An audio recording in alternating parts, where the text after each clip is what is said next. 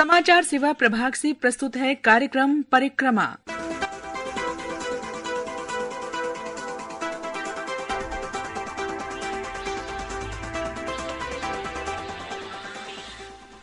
नमस्कार।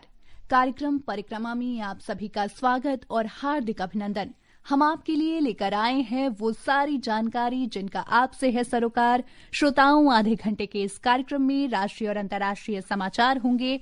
चलेंगे अपने क्षेत्रीय संवाददाताओं के पास और जानेंगे कि क्या कुछ है खास उनके पास। इसके अलावा खेल गतिविधियों पर भी रहेगी हमारी नजर और हम करेंगे उन विशिष्ट व्यक्तियों को भी याद जिनकी आज है पुण्यतिथि, जयंती या जन्मदिन। श्रोताओं, परिक्रमा के इस अंक के साथ मैं हूं आकर्षिता सिंह और अब समय है अपने क्षेत्रीय संवाददाताओं से जानने का कि उनके पास क्या विशेष है। और अभिषेक, आजकल हम देख रहे हैं कि जो गांव में सबसे बड़ी समस्या है, या कह सकते हैं कि राज्यों में, कि जो रोजगार के लिए लोग अपने घरों को छोड़कर बड़े शहरों में जो है चले जाते हैं, पलायन कर जाते हैं, तो कहीं ना कहीं वो अपनी सभ्यता संस्कृति से बहुत थोड़ा टूटा हुआ महसूस करते हैं। पर इसी का एक उदाहरण प्रस्तुत कर रहा है उत्तराखंड राज्य, जहां पे राज्य सरकार जो है काफी जो है एफर्ट्स लगा रही है कि लोग वहीं पे रहकर उनको रोजगार मिले। तो उत्तराखंड के पहाड़ों की सबसे बड़ी पीड़ा रही है पलायन। रोजगार की तलाश में गांव खाली होते गए और परंपराएं धीरे धीरे यादों में सिमटती चली गई। लेकिन अब तस्वीर बदल रही है। उत्तराखंड में विकास का एक ऐसा मॉडल सामने आ रहा है जहां लोगों को रोजगार के लिए पहाड़ छोड़ने को मजबूर नहीं है और बल्कि अपनी ही जड़ों से जुड़कर आगे बढ़ने का उन्हें अवसर मिल रहा है। आज की ये कहानी उसी बदलाव की है जहां सदियों पुरानी लोक कला ने महिलाओं को आत्मनिर्भर बनाया, युवाओं को गांव से जोड़े रखा है और पलायन पर लगाम लगाने का काम भी किया है। ये कहानी है कुमाऊं की पारंपरिक इम्पड़ कला की। क्या है इम्पड़ कला और कैसे ये पलायन को रोकने में मददगार साबित हो रही है, आइए जानते हैं हमारी क्षेत्रीय संवाददाता साक्षी सिंह से।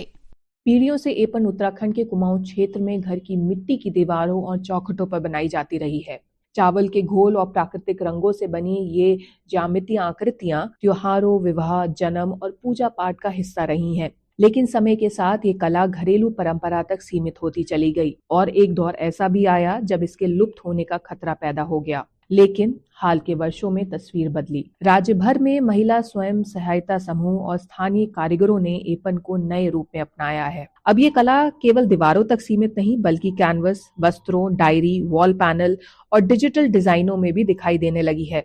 सरकारी सहयोग और सांस्कृतिक संस्थानों की मदद से पारंपरिक डिजाइनों का दस्तावेजीकरण हुआ है। नई पीढ़ी को प्रशिक्षण मिला और इन उत्पादों को बाजार से जोड़ा गया। इस बदलाव का सबसे बड़ा असर पड़ा ग्रामीण महिलाओं की जिंदगी पर। जो महिलाएं पहले सीमित आमदनी पर निर्भर थीं, वे अब एपन कला के जरिए कार्यशालाएं चला रही हैं, प्रदर्शनियों में हिस्सा ले रही हैं और हस्त निर्मित उत्पादों से नियमित आय अर्जित कर रही हैं। नमस्कार, मेरा नाम ज्योति जोशी है और मैं उत्तराखंड की एक लोक कलाकार हूँ।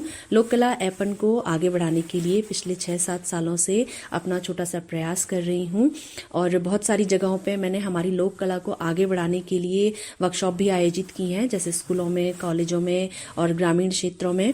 और मैं चाहती हूँ कि हमारी लोक कला जो है वो हमारी आने वाली पीढ़ी के जरिए आगे बढ़े और देश विदेशों तक पहुँचे।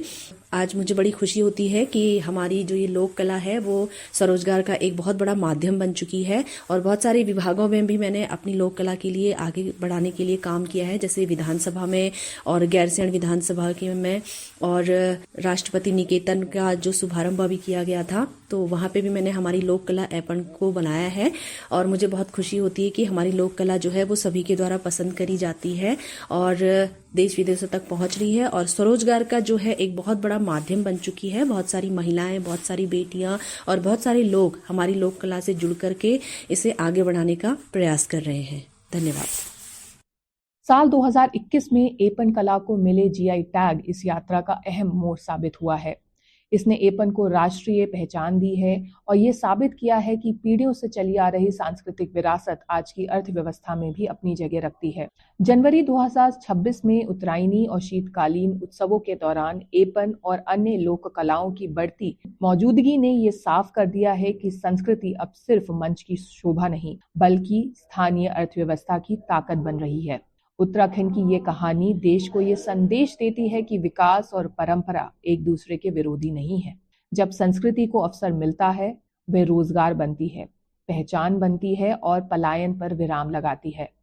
एपन आज सिर्फ एक कला नहीं बल्कि महिला नेतृत्व, आत्मनिर्भरता और जड़ों से जुड़े विकास की मिसाल है। परिक्रमा के लिए आकाशवाणी देहरादून से साक्षी सिंह।